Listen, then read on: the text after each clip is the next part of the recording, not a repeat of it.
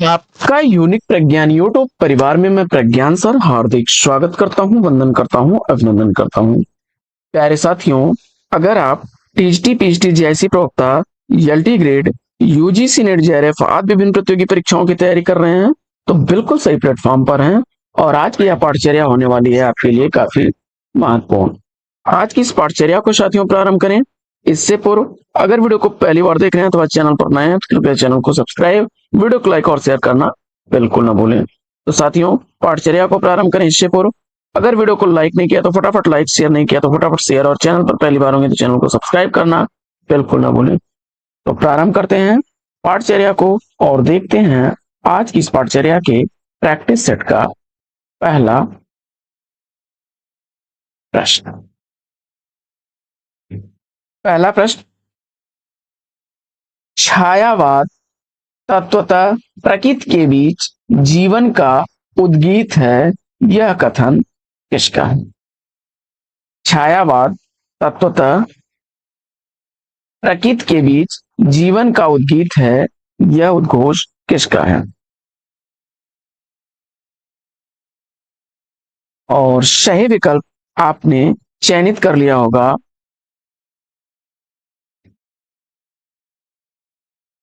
महादेवी वर्मा, विकल्प ए तो right answer है।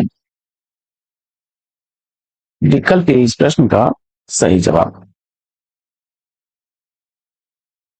बढ़ते हैं आगे और देखते हैं अगला। साथियों, रामविलास शर्मा जी ने कहा था, रामविलास शर्मा ने, कि छायावाद स्थूल के प्रति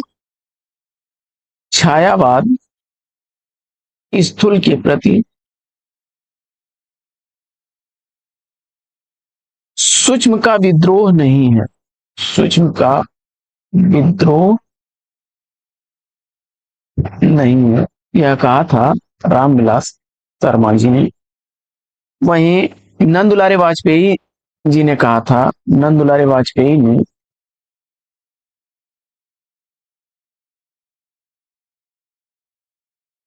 नंदुलारे वाजपेयी जी ने छायावाद के संदर्भ में कहा था कि मानव अथवा प्रकृति के सूक्ष्म, मानव अथवा प्रकृति के सूक्ष्म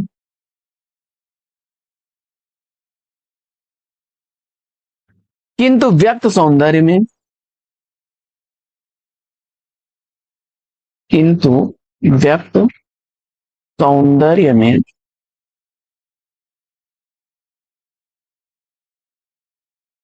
आध्यात्मिक छाया का भान, आध्यात्मिक छाया का भान मेरे विचार से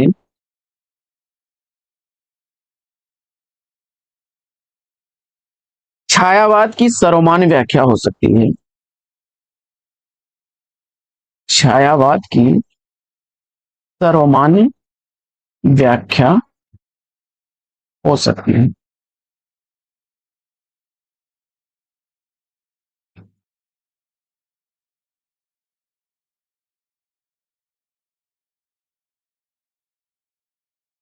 छाया छायावाद तत्वतः प्रकृति के बीच जीवन का उद्गीत है, यह उद्घोष महादेवी वर्मा जी का था। जयशंकर प्रसाद का छायावाद के संदर्भ में कथन लेते हैं तो जयशंकर प्रसाद लिखते हैं कि जब वेदना के आधार पर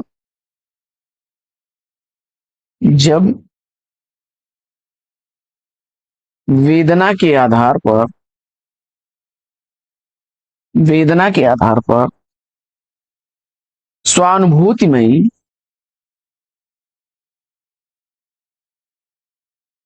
स्वानुभूतिमयी अभिव्यक्ति होने लगती है,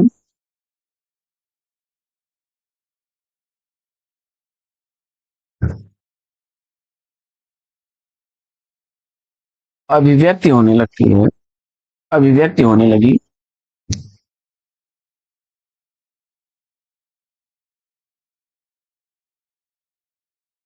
तब हिंदी में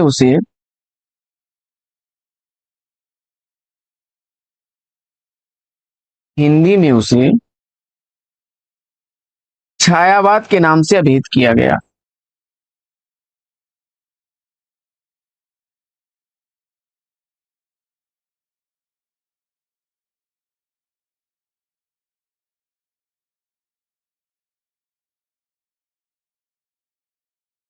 आगे बढ़ते हैं साथियों और देखते हैं दूसरा प्रश्न। दूसरा प्रश्न आपका है कि मुक्तिबोध की प्रसिद्ध कृति चांद का मुंह टेढ़ा है की भूमिका एक विलक्षण प्रतिभा शीर्षक से किसने लिखी। मुक्तिबोध की रचना जो चांद का मुंह टेढ़ा है उसकी भूमिका एक विलक्षण प्रतिभा शीर्षक से किसने लिखी है, इसका आपको जवाब बताना है। और दूसरे प्रश्न का सही जवाब आपने सेलेक्ट किया होगा किसको।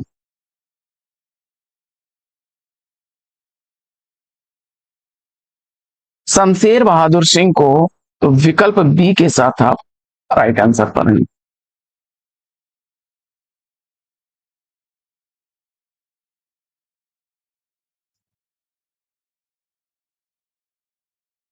बढ़ते हैं आगे और देखते हैं अगला प्रश्न संख्या 3।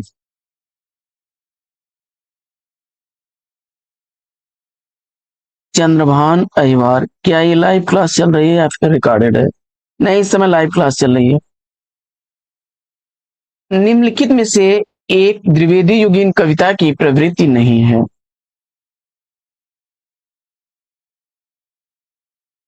निम्नलिखित में से एक द्विवेदी युगीन कविता की प्रवृत्ति नहीं है। तो तीसरे प्रश्न का सही जवाब आपने कल्पना का अतिरेक विकल्प ए को चुना। तो राइट आंसर कल्पना का अतिरेक विकल्प ए सही जवाब हो जाएगा। राष्ट्रीयता, इतिवृत्तात्मकता, नीति और आदर्श का चित्रण ये द्विवेदी युग की विशेषताएं रही हैं। विकल्प ए के साथ आप सही जवाब पर हैं। बढ़ते हैं आगे और देखते हैं अगला प्रश्न। प्रश्न संख्या 4। चौथा प्रश्न है कि सही युग्म का चयन कीजिए। सही युग्म का चयन करना है आपको दिए गए विकल्प में से।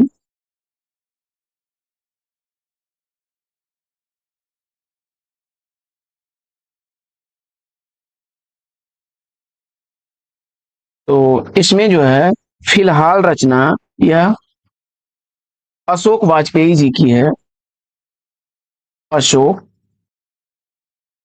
वाजपेयी की रचना है। इन दिनों यह रचना रघुवीर सहाय की नहीं है बल्कि किसकी है?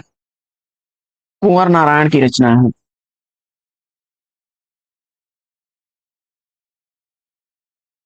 कुंवर नारायण की रचना है।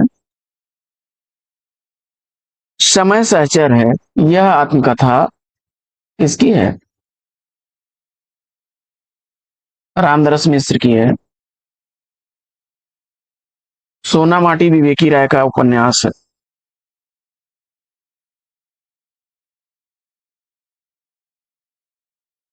तो विकल्प इसमें आपका सी राइट आंसर हो जाएगा। बढ़ते हैं आगे और देखते हैं प्रश्न संख्या 5 को। पांचवा प्रश्न है कि उठ जाग मुसाफिर भोर बही अब रैन कहाँ जो सोवत है किस अवधि सम्राट कवि की रचना है? उठ जाग मुसाफिर भोर भई अब रैन कहाँ जो सोवत है किसकी रचना है?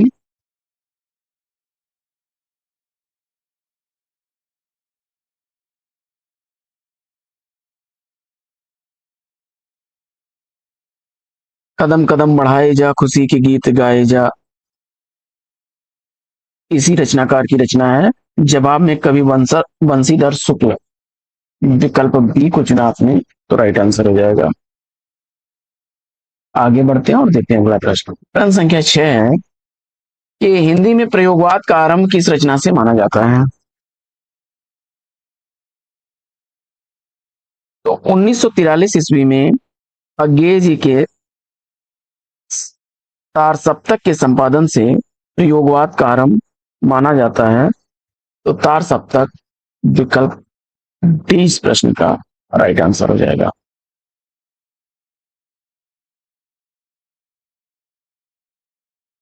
तार सप्तक पहला सप्तक 1943 ईस्वी में प्रकाशित हुआ था। दूसरे सप्तक का प्रकाशन जो है 1951 ईस्वी में हुआ था। और तीसरे शतक का प्रकाशन 1959 ईस्वी में, जबकि चौथा शतक 1979 ईस्वी में प्रकाशित हुआ था। पहले का प्रकाशन वर्ष 1943 ईस्वी, दूसरे शतक का 1951 ईस्वी और तीसरे शतक का 1959 ईस्वी, जबकि चौथे शतक का प्रकाशन वर्ष 1979 ईस्वी है। तार सप्तक की भूमिका में अज्ञे जी ने कहा था प्रयोगवादी कवियों को राहों का अन्वेषी कहा था अज्ञे ने तार सप्तक की भूमिका में प्रयोगवादी कवियों के संदर्भ में। बढ़ते हैं आगे और देखते हैं प्रश्न संख्या 7 को। 7वां प्रश्न है, द्विवेदी युगीन निम्नलिखित रचनाओं में से एक महाकाव्य नहीं है, इसका आपको जवाब बताना है।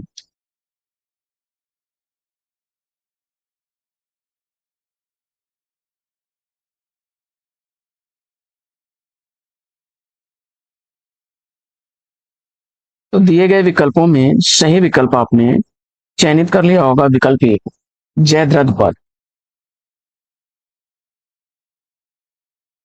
मैथिली शरणगुप्त द्वारा लिखा गया है। साकेत और प्रिय प्रवास लिखा गया है अयोध्या सिंह उपाध्याय हरिऔध द्वारा। रामचरित चिंतामणि रामचरित उपाध्याय द्वारा लिखा गया है। हरिऔध द्वारा लिखा गया प्रिय प्रवास खड़ी बोली का पहला महाकाव्य माना जाता है। आगे बढ़ते हैं और देखते हैं अगला प्रश्न। प्रश्न संख्या 8। 8वां प्रश्न है आपका,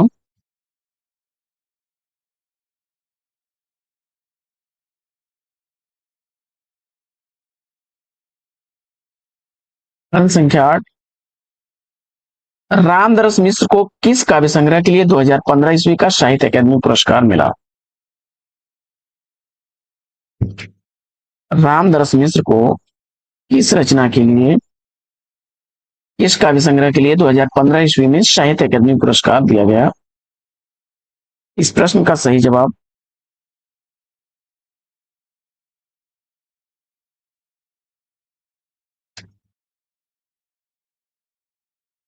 आग की हंसी, विकल्प बी को चुना तो राइट आंसर है।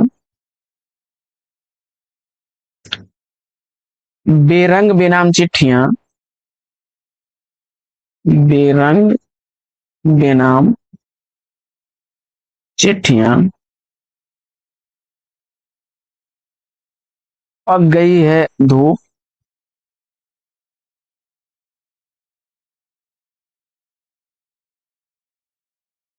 कंधे पर सूरज,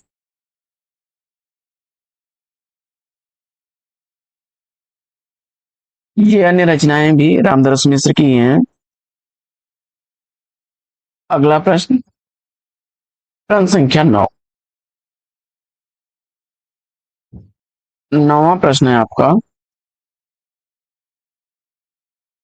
ज्ञान भिन्न कुछ किया भिन्न क्रिया भिन्न है, इच्छा क्यों पूरी हो मन की, एक दूसरे से न मिल सके, यह विडंबना है जीवन। उपयुक्त पंक्तियां कामायनी के किस सर्ग से ली गई हैं? 9वें प्रश्न का सही जवाब विकल्प आपने डी का चयन कर लिया, रहस्य सर्ग को, तो राइट आंसर है। कामायनी में 15 सर्ग हैं। सर्गों की संख्या कितनी है कामायनी में? जयशंकर प्रसाद की रचना है, 15 सर्ग हैं। इसका पहला सर्ग चिंता सर्ग, दूसरा सर्ग है आशा, चिंता सर्ग, दूसरा सर्ग आशा, तीसरा सर्ग है श्रद्धा, चौथा सर्ग है काम, पांचवा सर्ग है वासना, छठवां सर्ग है लज्जा, सातवां सर्ग है कर्म, आठवां सर्ग है ईर्ष्या, नौवां सर्ग है ईड़ा, 10वां सर्ग है इसका स्वप्न। 11वां सर्ग है संघर्ष। 12वां सर्ग है निर्वेद। 13वां सर्ग है इसका दर्शन। 14वां सर्ग है रहस्य। और 15वां सर्ग है आनंद।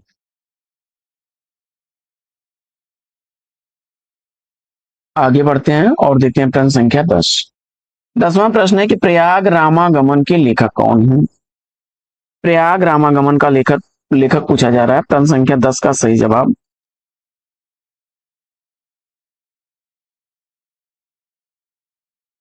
विकल्प बी बद्री नारायण चौधरी प्रेमगन को चुना आपने। बद्री नारायण चौधरी।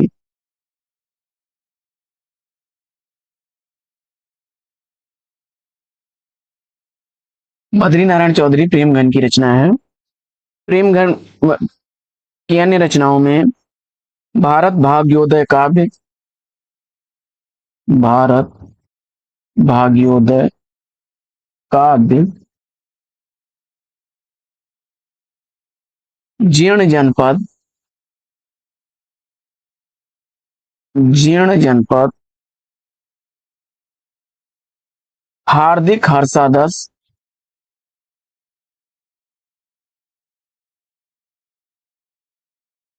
हार्दिक हर्षादर्श। मयंक महिमा।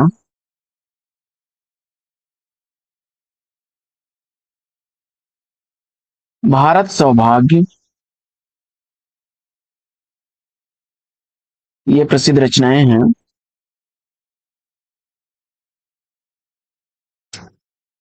आगे बढ़ते हैं और देखते हैं अगला प्रश्न। प्रश्न संख्या 11। 11वां प्रश्न है कि शत्रु मेरा बन गया है छल रहित व्यवहार मेरा। उक्त पंक्ति जो है किस कृति से ली गई है। 11वें प्रश्न का सही जवाब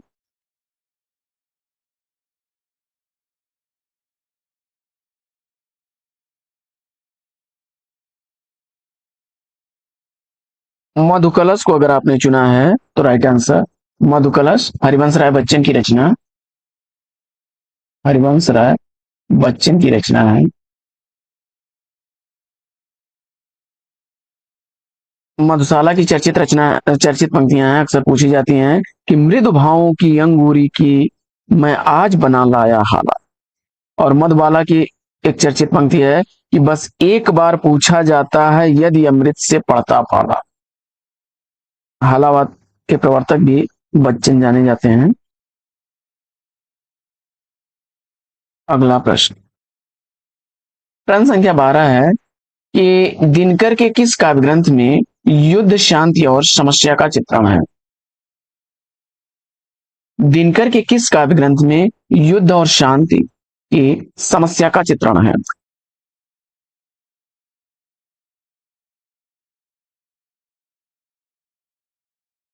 दिए गए विकल्पों में कुरुक्षेत्र को चुना तो विकल्प सी इस प्रश्न का राइट आंसर है।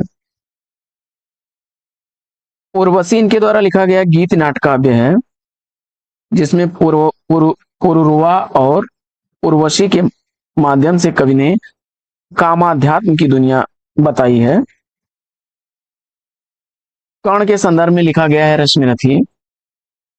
और सामधेनी में जो है 1941 से 1946 के बीच घटी जो अंतरराष्ट्रीय और राष्ट्रीय स्तर की घटनाएं थी उनको वर्णित किया गया है। आगे बढ़ते हैं और देखते हैं प्रश्न संख्या 13। 13वां प्रश्न है कि लोकायतन पंत की प्रबंध कृति है जो कि इन दो खंडों में विभाजित है। 13वें प्रश्न का सही जवाब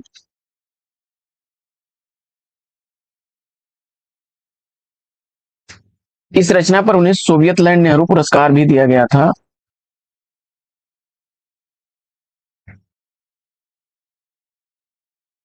सोवियत लैंड नेहरू पुरस्कार दिया गया था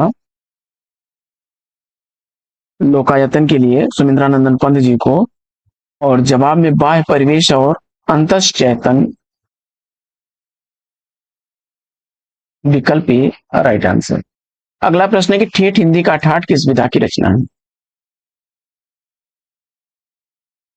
अयोध्या सिंह उपाध्याय हरिऔध द्वारा लिखा गया ठेठ हिंदी का ठाठ उपन्यास विधा की रचना है। विकल्प डी इस प्रश्न का राइट आंसर है। उपन्यास विधा की रचना है। इसे मुहावरों की पाठ्यपुस्तक भी कहा जाता है। मुहावरों की पाठ्यपुस्तक भी कहा जाता है इस रचना को।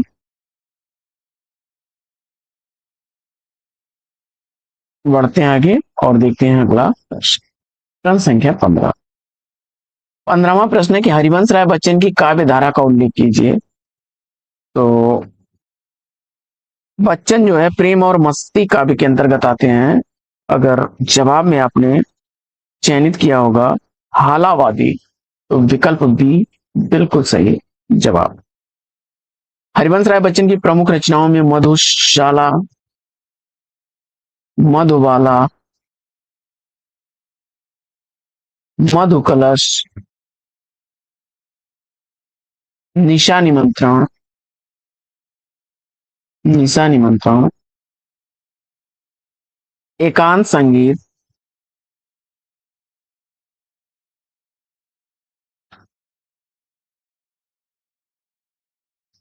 सतरंगिनी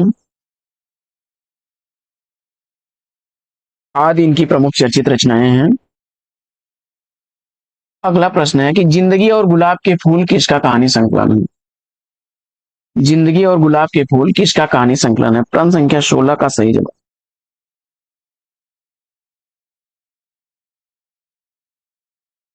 जिंदगी और गुलाब के फूल उषा प्रियमवदा जी का है।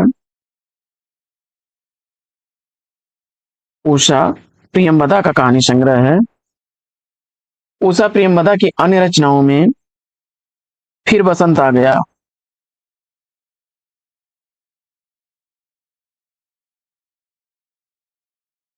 फिर बसंत आ गया,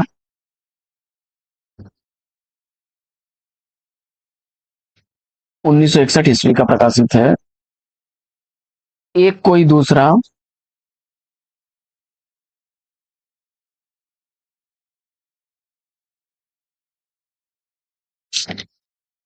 1966 ईस्वी का प्रकाशित कहानी संग्रह। कितना बड़ा झूठ,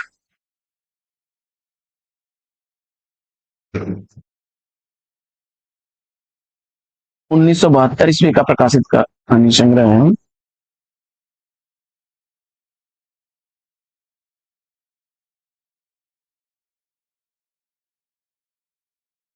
मृणाल पांडे के प्रमुख कहानी संग्रहों को देख लेते हैं।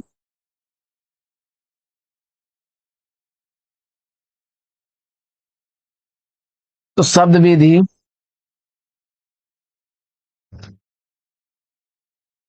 1980 ईस्वी का।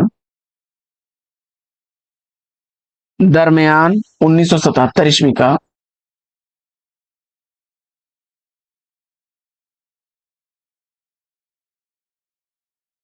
एक स्त्री का विदा गीत अक्सर पूछा जाता है। एक स्त्री का विदा गीत 1983 ईस्वी का है प्रकाशित कहानी संग्रह। चित्रा मुदगल के प्रमुख कहानी संग्रहों को देख लेते हैं।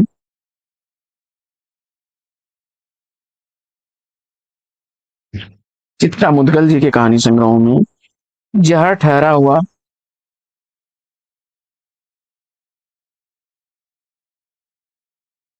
जहर ठहरा हुआ 1980 ईस्वी का। लाक्षागृह 1982 ईस्वी का। अपनी वापसी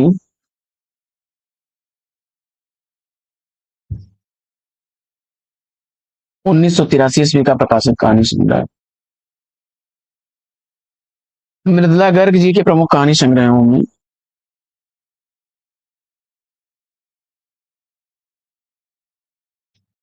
कितनी कैदें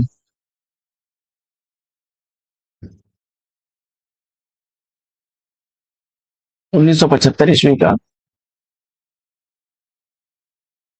डेफोडिल जल रहे हैं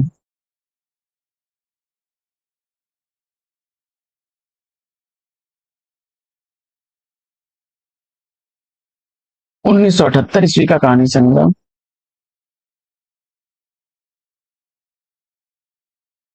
समागम 1996 ईस्वी का।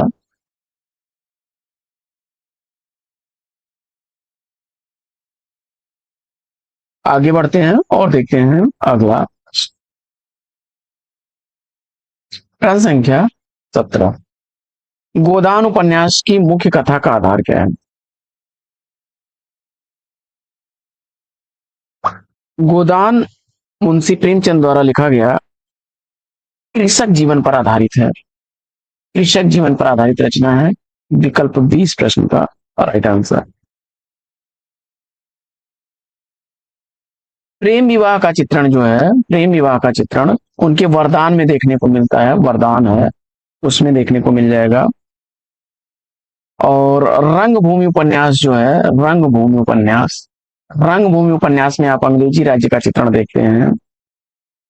दहेज और अनमेल विवाह, दहेज और अनमेल विवाह पर आधारित निर्मला उपन्यास इनका है।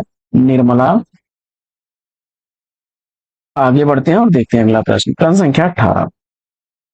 18वां प्रश्न है कि अमृतलाल नागर का प्रथम प्रकाशित उपन्यास कौन सा है? अमृतलाल नागर जी का प्रथम प्रकाशित उपन्यास पूछा जा रहा है। 1956 ईस्वी में प्रकाशित हुआ था अमृतलाल नागर का उपन्यास बूंद और समुद्र। विकल्प 20 प्रश्न का राइट आंसर हो जाएगा।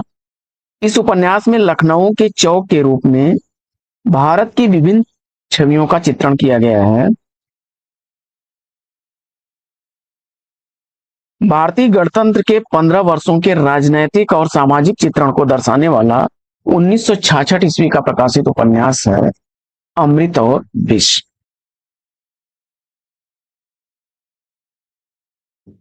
एकदा नैमिषारण्य,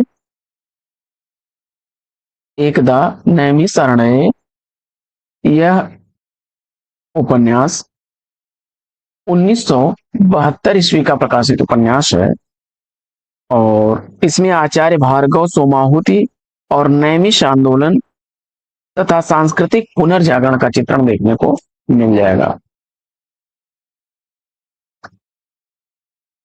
मानस का हंस तो तुलसीदास के जीवन पर आधारित रचना है। अमृतलाल नागर के सारे उपन्यास हैं।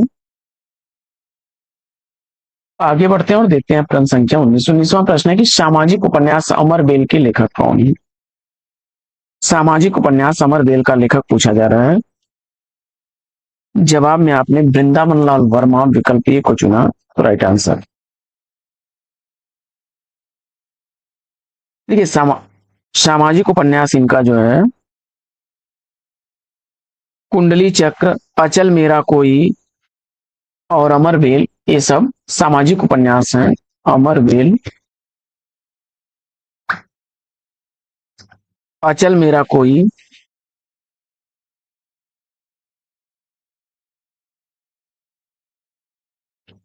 कुंडली चक्र।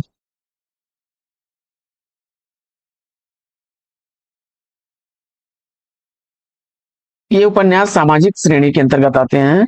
और वैसे देखा जाए तो ऐतिहासिक उपन्यासकार के रूप में वृंदावन लाल वर्मा जो है, वृंदावन लाल वर्मा जी ऐतिहासिक उपन्यासकार के रूप में जाने जाते हैं। ऐतिहासिक उपन्यासों में इनका विराटा की पद्मिनी, विराटा की पद्मिनी, झांसी की रानी,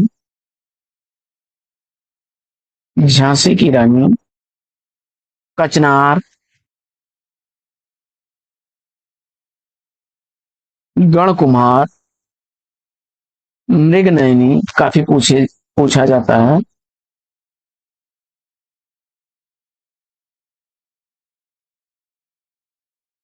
मृगनयनी बहुत बार परीक्षाओं में पूछा गया है।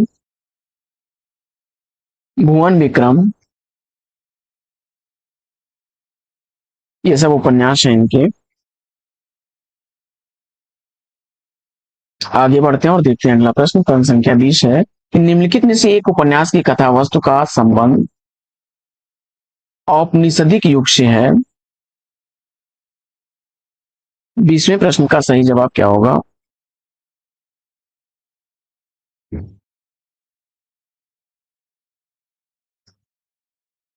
अनाम दास का पोथा।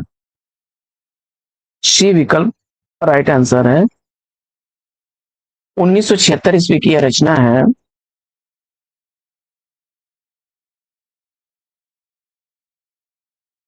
छांदोग्य और बृहदारण्यक उपनिषद के आधार पर इसकी रचना हुई है। छांदोग्य और बृहदारण्यक उपनिषद के आधार पर रचना हुई है। अगला प्रश्न है कि व्यक्तिवादी उपन्यासों की परंपरा में निम्नलिखित में से कौन सही है?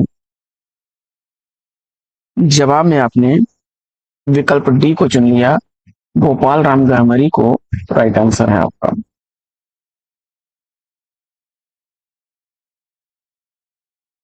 गोपाल राम गहमरी जासूसी उपन्यासकार के रूप में जाने जाते हैं। जासूसी उपन्यासकार के रूप में जाने जाते हैं। हिंदी में इन्हें जासूसी उपन्यासकार के प्रवर्तक के रूप में भी जाना जाता है। जासूसी उपन्यास के प्रवर्तक के रूप में भी जाना जाता है। हिंदी का कानन डायल भी इन्हें कहा जाता है। हिंदी का कानन डायल। हिंदी का कानन डायल भी इन्हें कहा जाता है। अद्भुत लाश।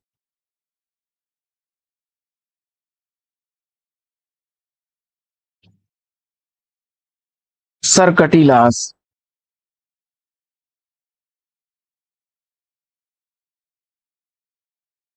बेकसूर की फांसी।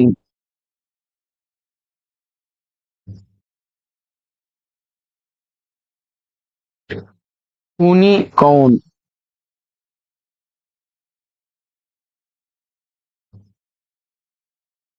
आदि इनके जो है प्रमुख उपन्यास हैं। आगे बढ़ते हैं और देखते हैं अगला प्रश्न। प्रश्न संख्या 22। 22वां प्रश्न है, आचार्य शुक्ल के अनुसार हिंदी के प्रथम उपन्यासकार कौन?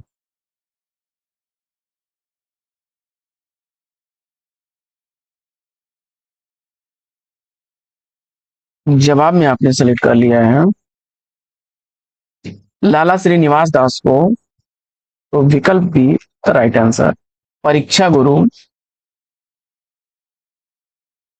1882 ईस्वी का उपन्यास जो है इनका पहला उपन्यास है।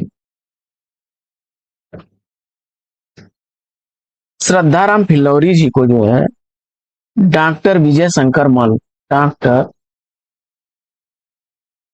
विजय शंकर मल, हिंदी का पहला उपन्यास इनका श्रद्धाराम फिल्लौरी जी का भाग्यवती जो है इसको माना है।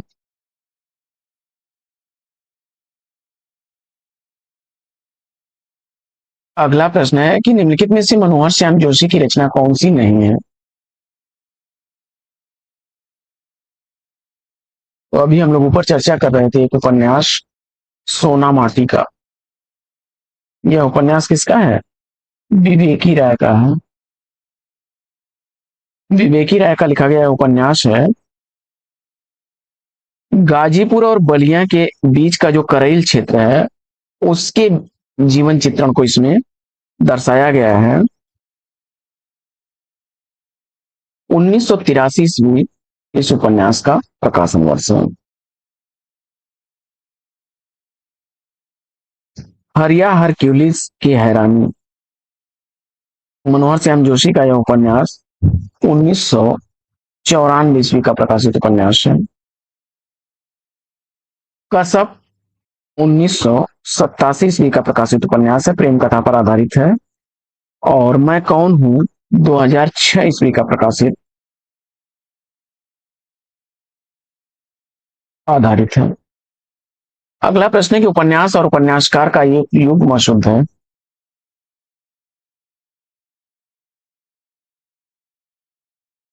काला पहाड़ भगवान दास मोरवाल का है। अंधेरे के जुगनू रांगे राघव का है, वे दिन निर्मल वर्मा का है, करवट करवट अमृतलाल नागर का है।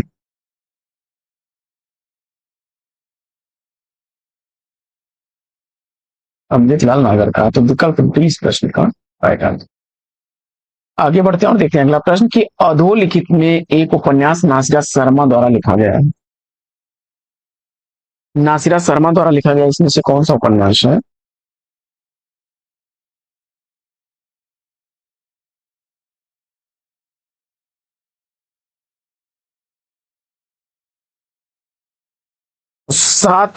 सात नदियां एक समुंदर। विकल्प सी को चुना आपने, तो राइट आंसर है आपका। ठिकरे की मंगनी, जिंदा मुहावरे, अक्षय वट, अक्षय वट, ठिकरे की मंगनी, अन्य इनके उपन्यास हैं।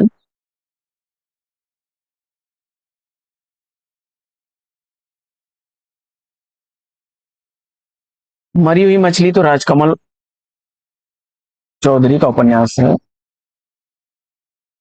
राजकमल चौधरी का उपन्यास है। टेरा कोटा उपन्यास लक्ष्मीकांत वर्मा का है।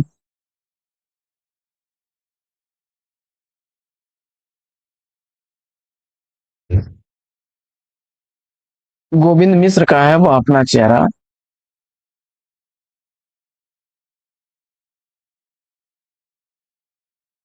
आगे बढ़ते हैं और देखते हैं अगला प्रश्न। 26वां प्रश्न है कि फणीश्वर नाथ रेणु के किस उपन्यास में पूर्वी पाकिस्तान से विस्थापित शरणार्थियों की दारुण दशा का चित्रण है?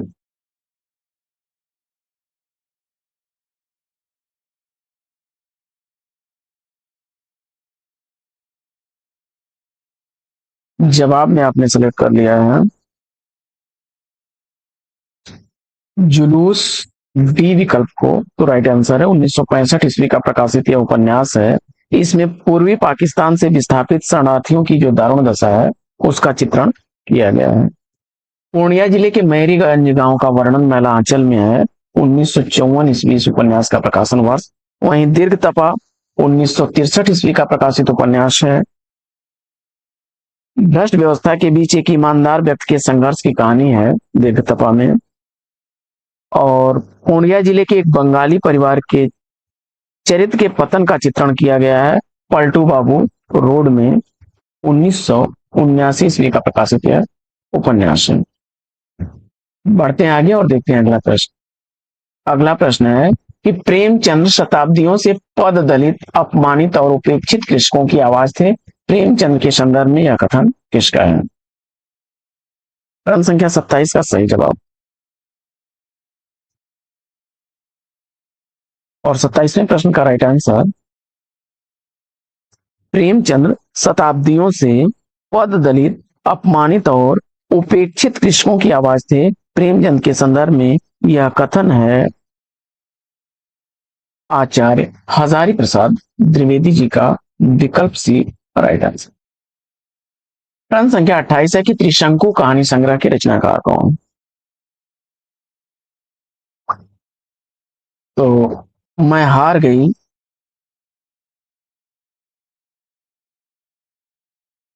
1957 ईस्वी की प्रकाशित कहानी भी उन्हीं की है। एक प्लेट सैलाब,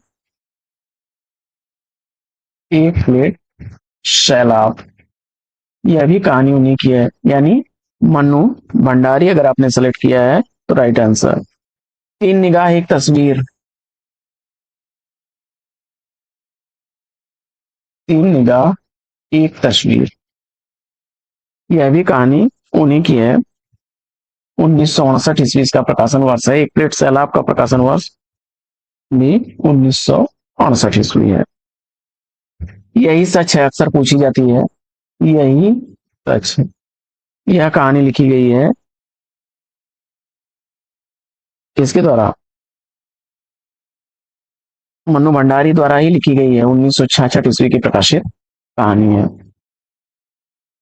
आगे बढ़ते हैं और देखते हैं अगला प्रश्न। प्रश्न संख्या 29।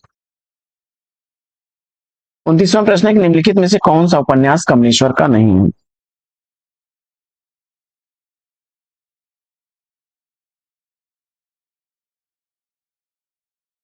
तो चौखट उपन्यास द्रोणवीर कोहली का है।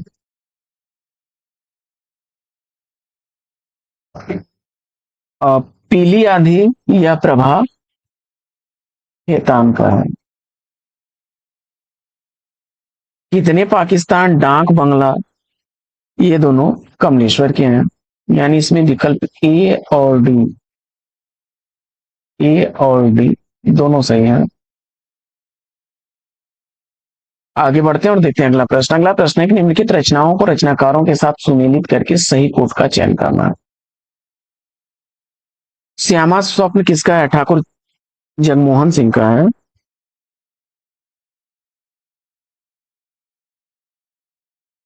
नरेंद्र मोहनी देवकी नंदन खत्री जी का है। मायाविनी गोपाल राम गहमरी का है। और पृथ्वीराज चौहान बलदेव प्रसाद। 3124, 3124 विकल्प सी सही जवाब। आगे बढ़ते हैं और देखते हैं अगला प्रश्न। अगला प्रश्न है कि पैरों में पंख बांधकर यात्रा वृतांत के लेखक कौन है? पैरों में पंख बांधकर यात्रा साहित्य किसके द्वारा लिखा गया है? प्रश्न संख्या 31 का सही जवाब।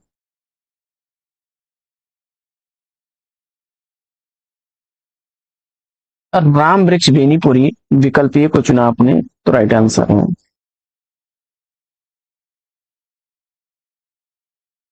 पैरों में पंख बांधकर यात्रा साहित्य राम वृक्ष बेनीपुरी का है।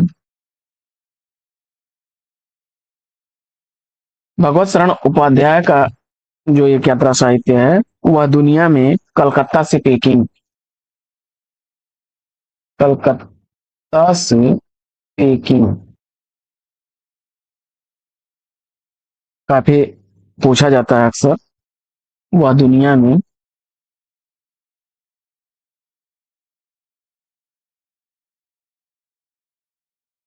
मेरी तिब्बत यात्रा राहुल सांकृत्यायन का है।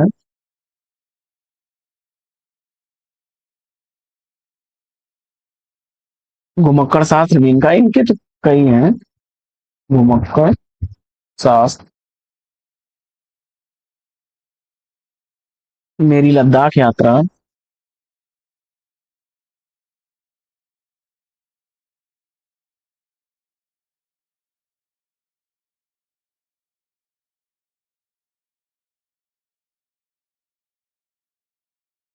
अगला प्रश्न है कि निम्नलिखित में से रेखाचित्र का तत्व कौन सा नहीं है? तो रेखाचित्र में वर्ण, विषय, चरित्रोद्घाटन और उद्देश्य होता है, अभिनेता नहीं होता है। विकल्प सी राइट आंसर है। अंग्रेजी की स्केच का हिंदी पर्याय है रेखाचित्र। प्रश्न संख्या 33 है कि निम्नलिखित नाटकों और उनके रचयिताओं से संबंधित एक युग्म सही नहीं है, उसका आपको चयन करना।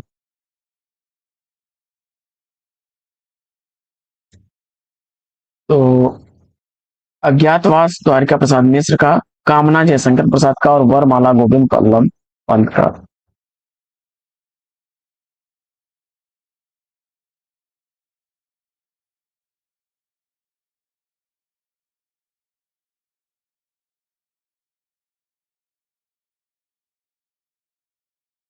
लेकिन करबला जो है यह प्रेमचंद्र का है। विकल्प डी इस प्रश्न का सही जवाब हो जाएगा। आगे बढ़ते हैं और देखते हैं अगला प्रश्न कि मुंतक बुतक वारीक पुस्तक के लेखक कौन है? मुंतक बारीक पुस्तक जो है किसके द्वारा लिखी गई है?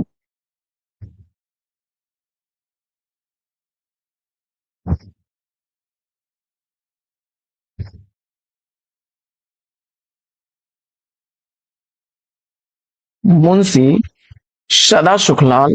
विकल्प सी इस प्रश्न का राइट आंसर हो जाएगा।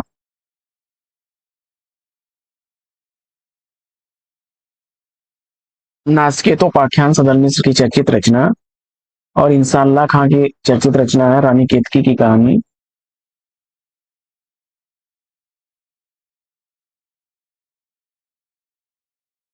रानी केतकी की कहानी चर्चित उदयभान चरित नाम से भी यही कहानी जानी जाती है। प्रेम सागर लल्लू लाल का चर्चित।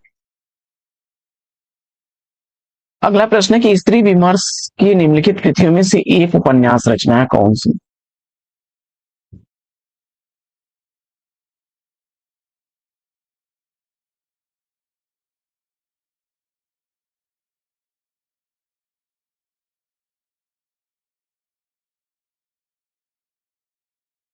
तो सही जवाब आपने सेलेक्ट कर लिया है पिछले पन्ने की औरत, विकल्प ए को तो राइट आंसर है। औरत के लिए औरत और खुली खिड़कियां ये दोनों आलोचनात्मक रचनाएं हैं।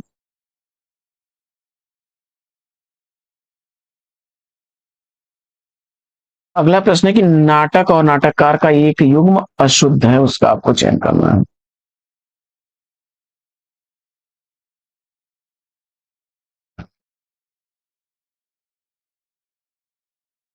तो करबला प्रेमचंद, नदी प्यासी थी धर्मवीर भारती, रतिका कंगन सुरेंद्र वर्मा, अंजू दीदी विष्णु प्रभाकर की रचना नहीं है।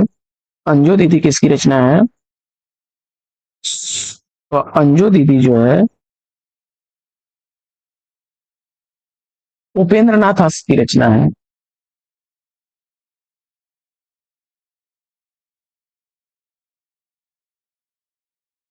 आगे बढ़ते हैं और देखते हैं अगला प्रश्न। प्रश्न संख्या 37 है कि जुलूस रुका है शीर्षक रिपोर्टाज के लेखक कौन है? जुलूस रुका है शीर्षक रिपोर्टाज का लेखक विवेकी राय को चुना आपने, तो बी विकल्प राइट आंसर। जुलूस रुका है 1977 ईस्वी का प्रकाशित उपन्यास है, क्षमा करें रिपोर्टाज है विवेकी राय का।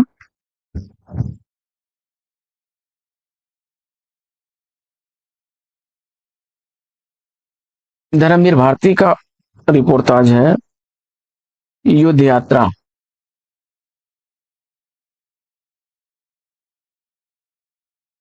1972 ईस्वी का प्रकाशन वर्ष है। प्रकाश चंद्र गुप्त का है अल्मोड़े का बाजार।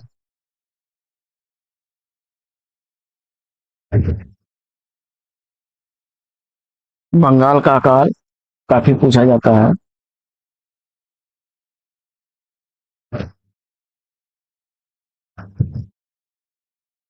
अगला प्रश्न है कि निम्नलिखित में से एक युग्म सही नहीं है, प्रश्न संख्या 38 का सही जवाब।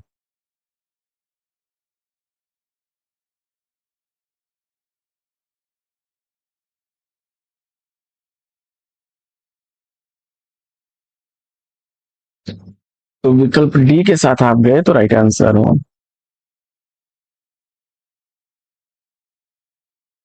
शिव प्रसाद सिंह का जो है उत्तर योगी है।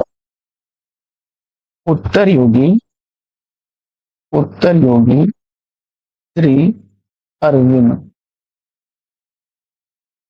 चैतन्य महाप्रभु का अमृतलाल नागर, लोहिया बलराज मोदक और हमारे जवाहरलाल नेहरू लक्ष्मण प्रसाद भारद्वाज द्वारा लिखी गई जीवनियां हैं। अगला प्रश्न है कि डायरी साहित्य संबंधित कमलेश्वर की कृति, कमलेश्वर द्वारा लिखा गया डायरी साहित्य इसमें से कौन सा है? देश देशांतर, विकल्प बी राइट आंसर हो जाएगा। 1992 ईस्वी का प्रकाशन वर्ष। टर्न संख्या 40। दिल्ली मेरा प्रदेश रघुवीर सहाय का है।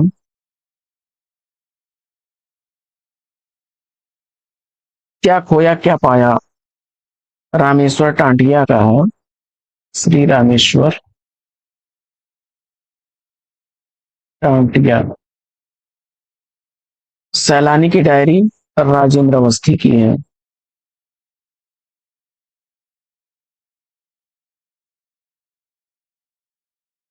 अगला प्रश्न है कि निम्नलिखित में से कौन सा हिंदी आलोचक मार्क्सवादी समीक्षा की श्रेणी में नहीं रखा जा सकता?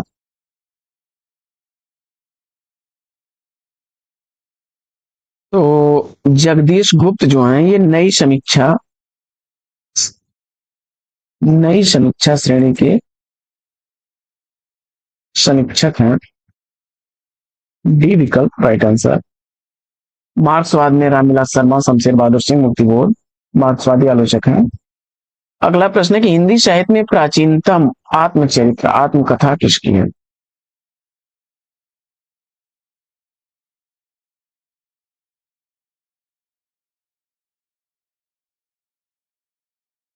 तो जवाब में आपने सेलेक्ट कर लिया है बनारसी दास जैन द्वारा लिखी गई अर्धकथानक को, विकल्प ए राइट आंसर हो जाएगा।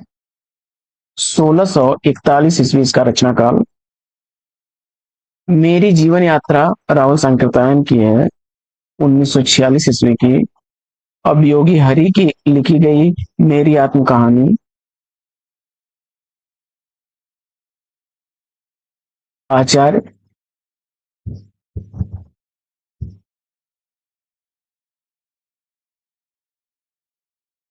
योगी हरि का है। मेरी आत्म कहानी नहीं होगा, मेरा जीवन प्रवाह होगा ना।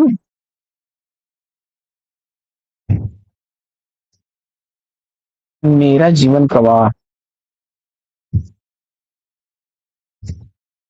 1948 ईस्वी का प्रकाशित है। मेरी आत्म कहानी ये जो है आचार्य चतुर सिंह शास्त्री की है, 1963 ईस्वी की। योगी हरि का है मेरा जीवन प्रवाह, और मेरी जीवन यात्रा 1946 ईस्वी का है राहुल सांकृत्यायन जी का। अगला प्रश्न है कि निम्नलिखित में से एक आत्मकथा कमलेश्वर द्वारा रचित है, कौन सी है?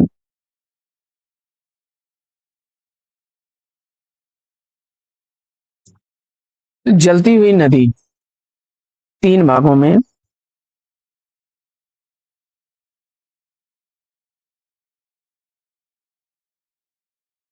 1999 में प्रकाशित हुई थी।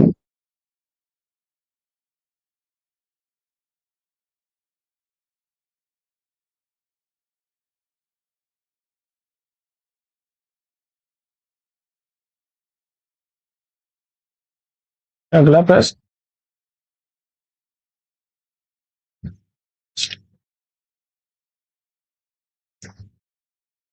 अपनी धरती अपने लोग तो जो है रामविलास शर्मा का है।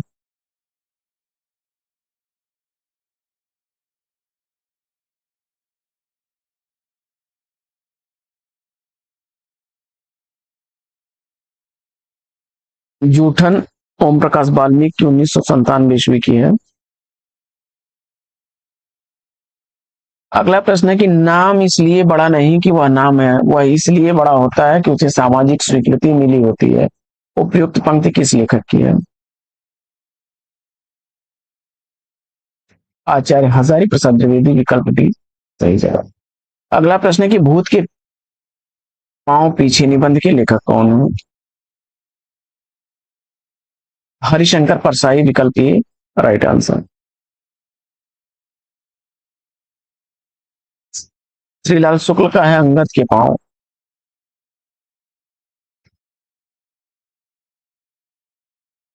अगला प्रश्न है कि जयशंकर प्रसाद द्वारा रचित चंद्रगुप्त नाटक के पात्रों के विषय में कौन सा कथन गलत है?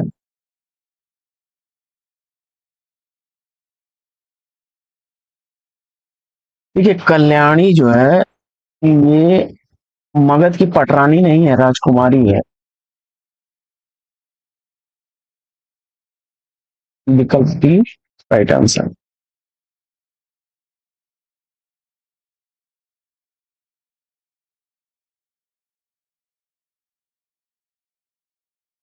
अगला प्रश्न है कि भाषा के संबंध में कौन सा कथन गलत है? तो भाषा में प्रयुक्त शब्दों और उसके अर्थ का संबंध प्राकृतिक नहीं है, ये यादृच्छिक होता है।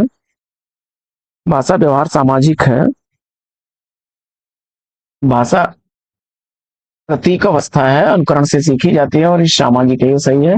भाषा में प्रयुक्त शब्द और उनके अर्थ जो हैं वो यादृच्छिक हैं, विकल्प सी इसका राइट आंसर है। अगला प्रश्न है कि निम्नलिखित में से कौन सी कृति पश्चिमी हिंदी में नहीं आएगी? और इस प्रश्न का जवाब ये चौथी वगेली छत्तीसगढ़ी, ये पूर्वी हिंदी बोली। महोत्सव में कौन सी का सही जवाब आपने विकल्प डी को चुना, तो राइट आंसर है। आगे बढ़ते हैं और देखते हैं अगला। अगला प्रश्न है कि मीराबाई की रचनाओं में किस भाषा की छौंक ज्यादा है? राजस्थानी से। ये लड़की किसकी रचना है?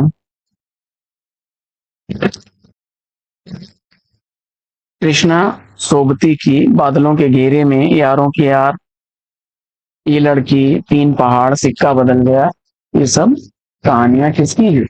कृष्णा सोबती की। मन्नू भंडारी की चर्चित कहानियों में मैं हार गई, यही सच है, एक प्लेट सैलाब, तीन निगाहों की तस्वीर, रानी माँ का चबूतरा, गीत का चुंबन, त्रिशंकु चर्चित हैं। इसी तरह से ललमनिया, गोमा हस्ती है, जवाबी कागज, मैत्री पुष्पा की। आगे, केंद्रीय अनुवाद ब्यूरो से संबंधित रिक्त स्थान में भरना है आपको, तो गृह मंत्रालय के राजभाषा विभाग, विकल्प सी राइट आंसर। अगला प्रश्न है, निम्नलिखित शब्द में न्याय तत्पुरुष में समास पूछा जा रहा है और इस प्रश्न का जवाब आपने अभाव विकल्प सी को चुना तो राइट आंसर। आगे, दृष्टिकोण पदों की रचना किस कवि ने की है और क्रम संख्या 53 का सही जवाब सूरदास विकल्प डी को चुना है। अगला प्रश्न है कि निम्नलिखित कहानियों का सही अनुक्रम कौन सा है? क्रम संख्या 54 का सही जवाब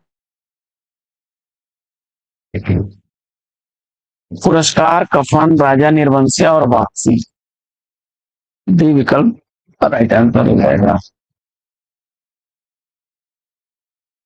आगे, कारक के भेद, 8 भेद होते हैं कारक के। हरिणा, हरिभ्याम, हरिभ्य किस विभक्त के एक वचन, द्विवचन और बहुवचन रूप हैं? तो क्रम संख्या 56 का सही जवाब विकल्प सी तृतीया। हित 84 के रचनाकार कौन है? हित हरिवंश है। आपादान कारक किस वाक्य में है? तो पेड़ से पत्ते अलग हो रहे हैं, विकल्प ए। धोबी को धुलने के लिए कपड़े दो, इसमें कर्म कारक हो जाएगा। उसकी गाय सुंदर है, संबंध कारक हो जाएगा। और वह फल खाता है, कर्म कारक। आगे, युष्मत शब्द खष्टी एक वचन रूप क्या बनेगा?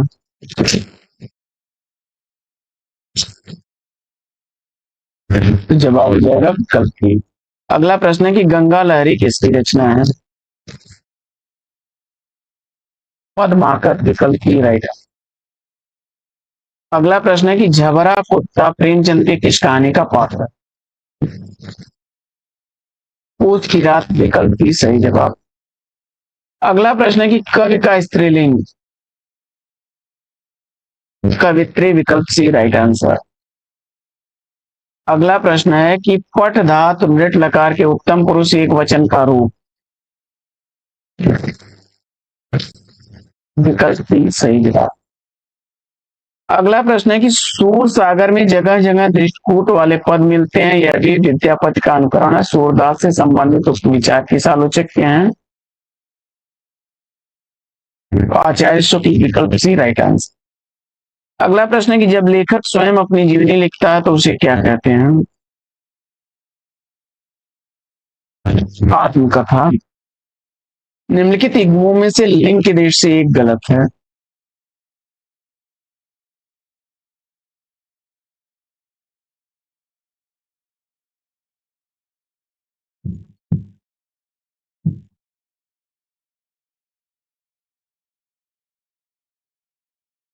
तो वीर का वीरांगना होता है, विकल्प बी इसका सही जवाब है।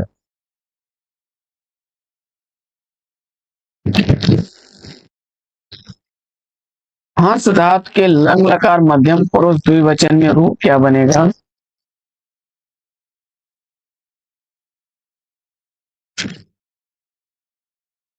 विकल्प बी राइट आंसर। आगे, ब्रज भाषा आधुनिक कालीन प्रसिद्ध कवि कौन है? तो रत्नाकर हैं। यात्रा साहित्य और उनके लेखकों को सुमेलित कर लेना है। ठेले पर हिमालय 1958 ईस्वी का धर्मवीर भारती जी का है। 5। आखिरी चट्टान मोहन राकेश का है। 1953 ईस्वी का मोहन राकेश का है।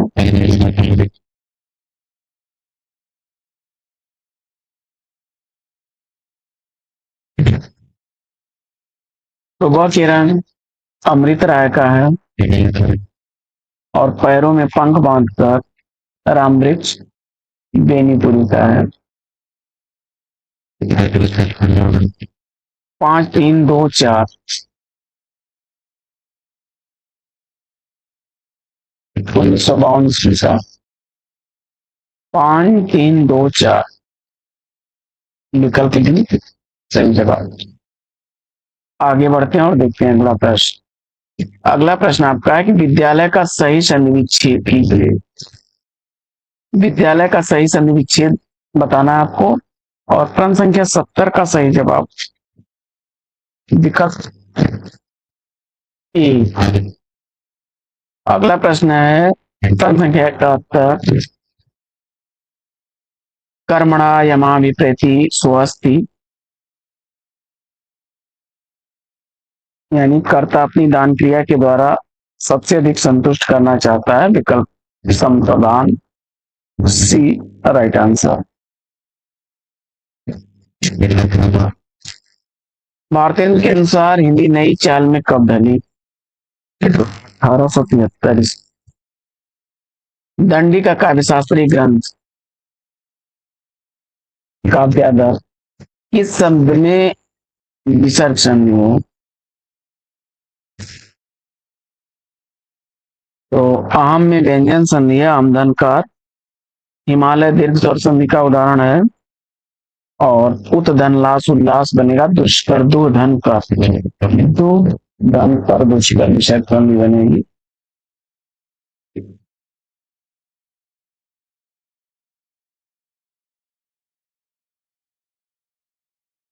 अभिनिविष्च सूत्र में जो है द्वितीया होगी और कर्म कारक विकल्प।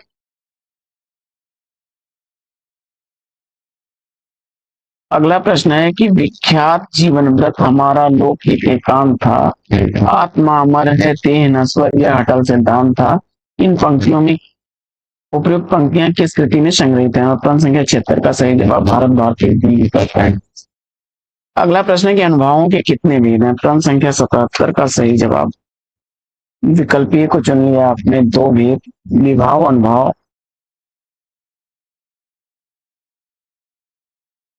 तो अनुभव के 2 भेद होते हैं, कायिक और सात्विक।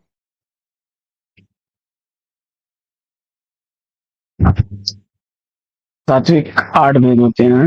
निम्नलिखित शब्दों को उनके समास के साथ सुमेलित कीजिए। तो वनवास, वन में वास यानी तत्पुरुष। दानपूर्ण द्वंद्व समास। त्रिनेत्र बहुब्रीहि समास। और यथाविधि में अव्ययी भाव समास। 5, 3, 4, 2 आगे वैकुंठम अध्यास्ते हरि, यहाँ किस अर्थ में कर्म संज्ञा होती है? तो विकल्प डी आधार अर्थ में। अगला प्रश्न है कि ओछे की प्रीत बालों की भीत का भाव। और प्रश्न संख्या 80 का सही जवाब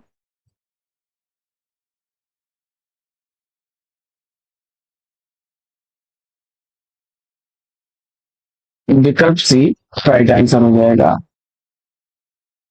मैथिली शरण गुप्त की कौन सी रचना महाभारत से संबंधित नहीं है? शक्ति विकल्प बी राइट आंसर। अगला प्रश्न है कि काव्य शास्त्र के ग्रंथों को रचनाकार के नाम से सुमेलित कीजिए। ध्वन्यालोक आनंदवर्धन का है। साहित्य दर्पण विश्वनाथ का है। रस गंगाधर जगन्नाथ का है। काव्य प्रकाश मम्मट का है। 3, 1, 4, 2 विकल्प E। अगला प्रश्न है कि मुंहतोड़ शब्द में समास पूछा जा रहा है। तत्पुरुष समास विकल्प ए राइट आंसर। अगला प्रश्न है कि नियम पूर्वक विद्या स्वीकार करने पर वक्ता के किस विभक्ति का प्रयोग होता है। पंचमी विकल्प सी राइट आंसर। आगे जन्म काल के देश से निम्नलिखित कवियों का सही अनुक्रम बताइए। तो कबीर, नानक, दादू और सुंदरदास। 1398 कबीर का, नानक का 1469, दादू का 1544 और सुंदरदास का 1506।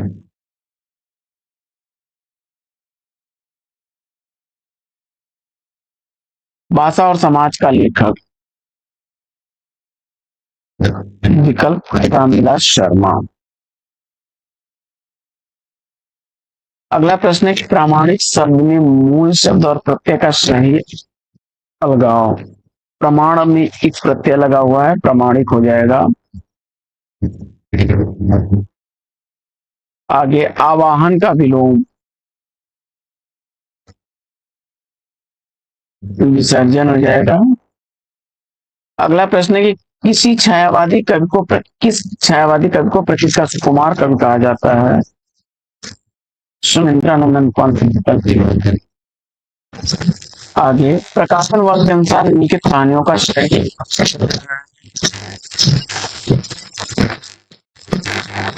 इंदुमती 1900 की, उसने कहा था 1915 ईस्वी की, कफन 1936 ईस्वी की और मकली 1900। विकल्प बनेगा इंदुमती, उसने कहा था, मकरील और कफन। आगे एक युग्म शुद्ध है, उसको चेंज करना है। क्रम संख्या 91 में सही जवाब आपने विकल्प सी को चुना, राइट आंसर हो जाएगा।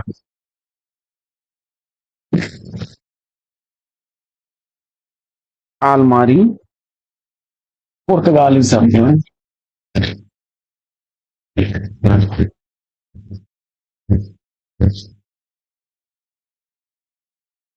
अगला प्रश्न है कि सुमित्रानंदन पंत के काव्य संग्रहों को उनके प्रकाशन वर्ष के अनुसार सम्मिलित करना है।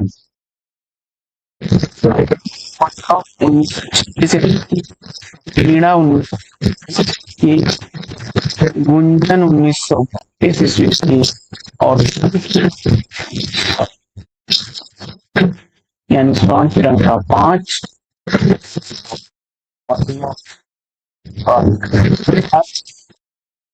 वीणा का विकल्प और गुंजन का विकल्प 4 विकल्प। आगे बढ़ते हैं और देखते हैं अगला प्रश्न। अगला प्रश्न है कि निम्नलिखित में से सही वाक्य का चयन करना। क्रम संख्या 93 का सही जवाब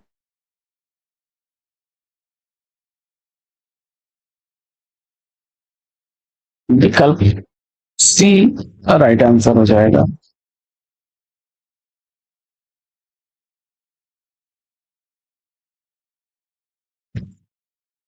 तो बंदूक जो है शस्त्र नहीं अस्त्र होती है।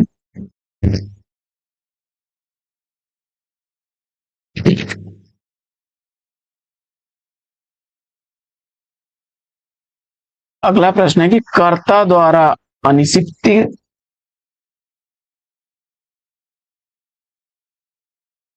पदार्थ की संज्ञा पूछा जा रहा है।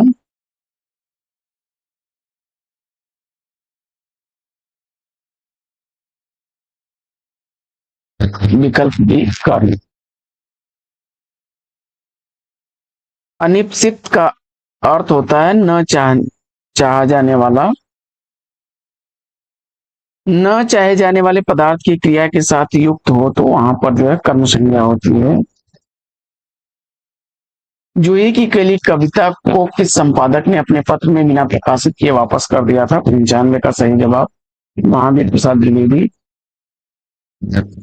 विकल्प सी। आगे, श्रृंगार रस के दृश्य से कृष्ण किस प्रकार के नायक हैं? तो रस के दृष्टि से जो है दक्षिण, अनुकूल, सठ और दृष्ट 4 प्रकार के नायक होते हैं। और दक्षिण नायक के पास क्या होता है, एक से अधिक पत्नियां होती हैं, लेकिन वह उसमें से किसी प्रधान महिषी का सबसे अधिक ध्यान रखता है और सभी नायिकाओं के साथ उसका व्यवहार जो होता है वो सरल होता है, सभ्य होता है और एक साथ वो सबको प्रसन्न रख सकता है। तो इस हिसाब से दक्षिण नायक हैं, विकल्प बी। अगला प्रश्न है, शिशुपाल वध रचना के लेखकों के नाम बताइए और इसका जवाब आपने विकल्प ए को चुना, तो राइट आंसर है। आगे, जमुन जल तुम काव्य के रचनाकार कौन है? प्रश्न संख्या 98 का सही जवाब केदारनाथ अग्रवाल जी, विकल्प राइट आंसर। अगला प्रश्न है कि लाल तारा के रचनाकार कौन है? और 99 का सही जवाब आपने माटी की मूर्ति लाल तारा रामवृक्ष बेनीपुरी को चुना, तो विकल्प सही।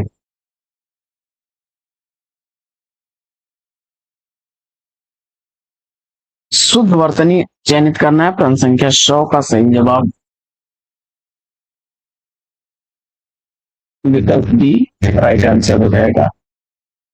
अगला, शुद्ध वाक्य आपको चयनित करना है, शुद्धम वाक्यम अस्ति,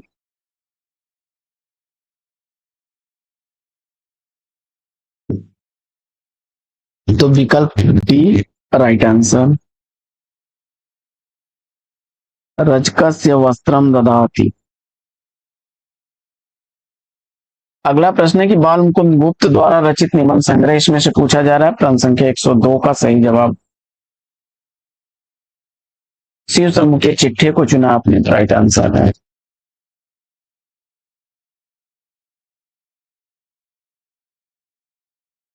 आगे, विद्याभ्यास का संधि विच्छेद, तो विद्या धन अभ्यास सी, विकल्प राइट आंसर। अगला प्रश्न है, निषाद बांसुरी की रचना किसने की है? प्रश्न संख्या 104 का सही जवाब विकल्प बी को चुना, ललित निबंध, तो राइट आंसर। आगे, निम्नलिखित में से ओष्ठ ध्वनि कौन सी नहीं है? 105 का सही जवाब विकल्प ए राइट आंसर। आगे, निम्नलिखित में से किस शब्द में उपसर्ग का प्रयोग नहीं हुआ है? विकल्प से सही जवाब। आगे, कष्टापन्ना शब्द में संधि पूछा जा रहा है और जवाब में आपने विकल्प बी को चुना, तत्पुरुष, तो राइट आंसर।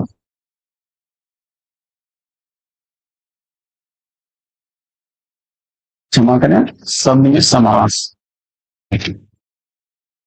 आगे, निर्मल वर्मा द्वारा रचित कहानी संग्रह, तो बीच बास में पिछली गर्मियों में परिंदे चर्चित कहानियां निर्मल वर्मा की, विकल्प राइट आंसर।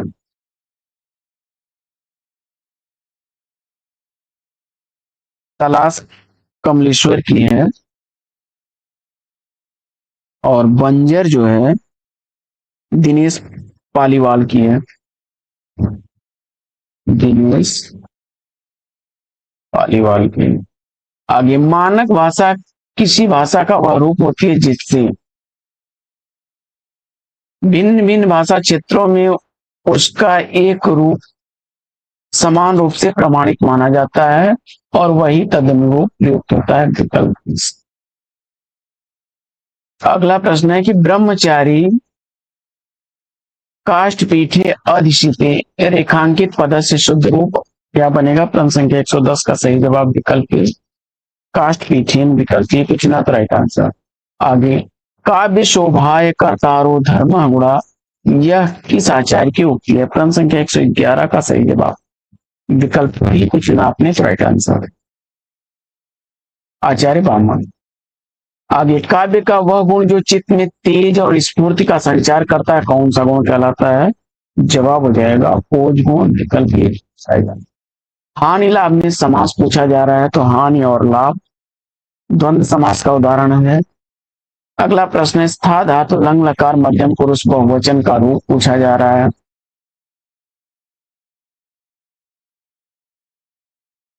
तो विकल्प डी प्रतिष्ठित। भारत के रस सूत्र के व्याख्याता आचार्य शंकु का सिद्धांत कौन सा है?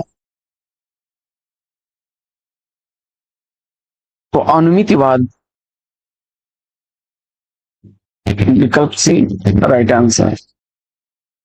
आगे परुष शब्द का विलोम, ध्यान दीजिएगा पुरुष नहीं है परुष, परुष कठोर, कठोर का कोमल। अगला प्रश्न है कि जो बात अन्य विभक्तियों के से न कहने की इच्छा हो उसमें किस विभक्ति का प्रयोग होगा? षष्ठी विभक्ति। आगे वाक्यांश रसात्मक काव्य मुक्त के लेखक कौन है? प्रश्न संख्या 118 का सही जवाब विकल्प डी विश्वनाथ। आगे मोक्ष की इच्छा रखने वाले के लिए प्रयुक्त शब्द पूछा जा रहा है और जवाब में आपने विकल्प सी मोक्षों को चुना, तो राइट आंसर। और अन्याय शब्द का संधि विच्छेद आपने अन्य धन अन्य को चुना, तो विकल्प राइट आंसर। तो साथियों यह पाठचर्या कैसी लगी कमेंट्स करके जरूर बताइए।